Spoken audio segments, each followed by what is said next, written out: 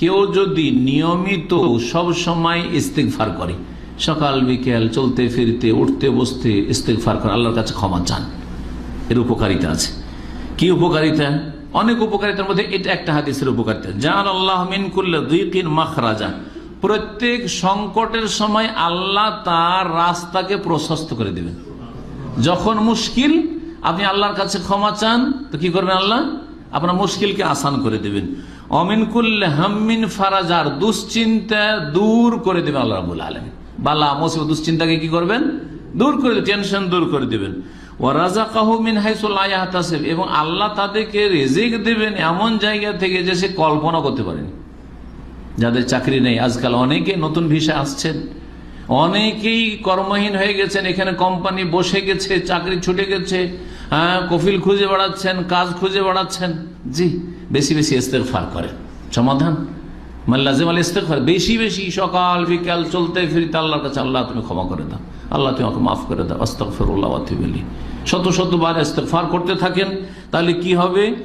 আপনার জীবনের সংকট দূর হবে, বিপদ আপদ দূর হবে, দুশ্চিন্তা বালা মুসিবত টেনশন দূর হবে, এবং রিজিকের রাস্তায় এমন জায়গা থেকে করবেন কল্পনা করতে পারেননি। ভাবছিলেন যে দাম্মাক কোনো জায়গায় একটা কফিল পেলেই হয়, পেয়ে গেলেন মক্কায় নাহি মদিনায়, বোঝা গেছে কিনা? ভাবছিলেন যে এখানে সৌদি আরবে এসছি, তখন এখানে একটা যে কোনো কাজ আমি করতে রাজি, যদিও আমি শিক্ষিত মানুষ, তারপরে যে কোনো কাজ করতে, একটা লেবারের কাজও করতে রাজি, কারণ এসছি নিরুপায়। আল্লাহ আপনার জন্য এই কষ্টের কাজ হয়তো চাইলেন না, দেশেই পাঠিয়ে দিলেন, আপনি পেরেশান হবেন না। আল্লাহর কাছে ক্ষমা চাইতে থাকেন, আল্লাহ এমন রাস্তা খুলে দেবে যে বাড়িতে বসে বসে দেশে গিয়ে এমন ভালো কাজ পেয়ে গেলেন যে মিন হাইজুল, কল্পনা করতে পারেননি যে আমি বাড়িতে বাপ মায়ের সাথেও থাকবো, স্ত্রীকেও নিয়ে থাকবো, ছেলে মেয়েও নিয়ে থাকবো, আল্লাহ এভাবে রুজি দিবে। এইভাবে রুজিদের কল্পনা করতে পারেননি। ঢাকায় একটা ছেলে আছে, অনেক গল্পে আছে, ঢাকায় ছেলেটা আদামাতে থাকতো। এই যে খোড়াদের বিকলাঙ্গ হসপিটাল ছিল আগে, আদামাতে ছিল, এখন চলে গেছে ওই কিং ফাহাদ পার্কের কাছে। এইখানে ছেলেটা মাত্র 500-550 টাকা চাকরি করতো, মাত্র 550 টাকা, আর সাইকেল নিয়ে ঘুরে বেড়াইতো, আর বিভিন্ন বিল্ডিং এর সিঁড়ি ক্লিন করতো। আর ওই যারা এখানে পুলিশ টুলিশ ব্যাচেলার থাকে তাদের পাক শাক করে দিত। ওই ডিউটির মধ্যে একটু ম্যানেজার ফোরম্যানকে একটু নিজের ফেভারে রেখে চলে যেত, ওই ডিউটির ফাঁকে ফাঁকে, বেশি ডিউটি না, এদিকে ক্লিনটাও ঠিক রেখেছে, এদের ওই পাগলগুলোর খাওয়া দাওয়া বা খোড়াগুলোর খাওয়া দাওয়া সব ঠিক রেখেছে। আর তারপরে তখন ওখানে গিয়ে এইসব কাজগুলি করতো, পাকশাক করে দিয়ে আসতো। মোটামুটি সেই যুগে ও বাইরের টাকা দিয়ে বলতো যে আমার 2000-2500 রিয়াল ইনকাম হয়ে যায়, কোন রকম করে চলতো, সাইকেল নিয়ে ছুটে ছুটে করতো, বিভিন্ন মহল্লাতে ছুটাছুটি করতো, সেন্টারে আসতো। তার নামটা বলছি না, নামও মনে আছে। কয়েক বছর হয়ে গেছে, 4-5 বছর হয়ে গেছে। যাওয়ার পরে গত বছরে টেলিফোন করছে আমাকে, আননোন নাম্বার, বাংলাদেশের টেলিফোন আসছে। টেলিফোন উঠাইলাম, বলছে যে শেখ আমি অমুক বলছি, ওই যে ছিলাম মার্কাজুত তাহিলে ছিলাম, মানে বিকলাঙ্গ হাসপাতালে ছিলাম, আমার কথা মনে আছে, আপনার দার্সে অনেক আসতাম ইত্যাদি, খুব ভালোভাবে মনে আছে। ওদের ওখানে বক্তব্য যেতাম মাঝে মাঝে, যারা কর্মচারী সেখানে আছে তাদের জন্য। তো বলছে যে আমি আলহামদুলিল্লাহ এখন ঢাকাতে 2টো দোকানের মালিক হয়েছি, হোলসেল কাপড়ের দোকান, পাকিস্তান থেকে সুতি কাপড় নিয়ে আসছি, বাংলাদেশে সুতি কাপড় তো আছেই, আর তারপরে আমার আন্ডারে 4-5 জন কর্মচারী চাকরি করছে। রাযাকাহু মিন হাইসু লা ইয়াহতাসিব, হতে পারে আপনাকে আল্লাহ এর চেয়ে বেশি দিতে পারেন, এর চেয়ে বেশি দিতে পারেন।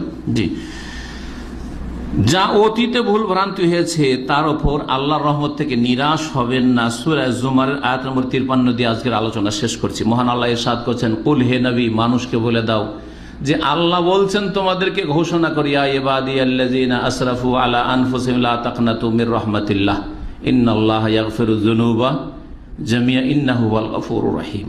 হে আমার বান্দার, আল্লাহ বলছেন, আল্লাযিনা আসরাফু আলা আনফুসিহিম, যারা নিজেদের উপর জুলম অত্যাচার করেছো, বাড়াবাড়ি করেছো, পাপ করেছো, অন্যায় কাজ করেছো, যা হয়ে গেছে হয়ে গেছে, করার কিছু নেই, উপায় নেই। লা তাকনাতু মির রাহমাতিল্লাহ, আল্লাহর রহমত থেকে নিরাশ হয়ে যাবে না যে আল্লাহ আমার উপর দয়া করবেন না, আল্লাহ আমাকে মাফ করবেন না, আল্লাহ যে কত বড় আযাব দেবেন, আল্লাহ কোনোদিন মনে হয় জান্নাত দেবেন না, আল্লাহ আমার তওবা কবুল করবেন না। না, নেগেটিভ কখনো চিন্তা করবেন, যা হয়েছে হয়েছে। এখন সংশোধনের পথে আসেন, তওবা ইস্তেগফার করেন। ইন্নাল্লাহা ইয়াগফিরুয যুনুবা জামিআ, আল্লাহ সব গুনাহ মাফ করতে পারেন।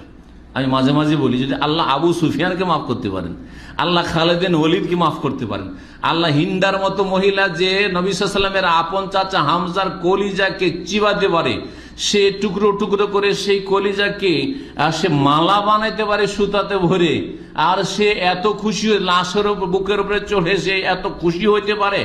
আবু সুফিয়ানের স্ত্রী, তাকেও যদি আল্লাহ কালেমা পড়ার তৌফিক দান করেন, জান্নাতের রাস্তা যদি তার সামনে খুলে দিতে পারেন, তো আমরা জন্মসূত্রে মুসলিম, মেলা ভালো কাজও করছি, মেলা পাপও করছি। অনেকে কবর মাজারে ছিলেন, অনেকে শিরক বিদাতে ছিলেন, অনেকে ঈদে মিলাদুন্নবীর বিদাত করেছেন, অনেকে মেলা রকমের পাপ করেছেন, কাবিরা গুনাহ করেছেন। লা তাকনাতু মির রাহমাতিল্লাহ, আল্লাহর রহমত থেকে নিরাশ হবেন না। ইন্নাল্লাহা ইয়াগফিরুয যুনুবা জামিআ ইন্নাহু হুয়াল গফুরুর রহিম। শেষখানে নবী করিম সাল্লাল্লাহু আলাইহি ওয়াসাল্লামের ইস্তিগফারের দোয়া, যা আবু দাউদ তিরমিজিতে রয়েছে, একটু আগে বলছিলাম যে আস্তাগফিরুল্লাহাল্লাযী লা ইলাহা ইল্লা হুয়াল হাইয়ুল কাইয়্যুম ওয়া আতুবু ইলাইহি।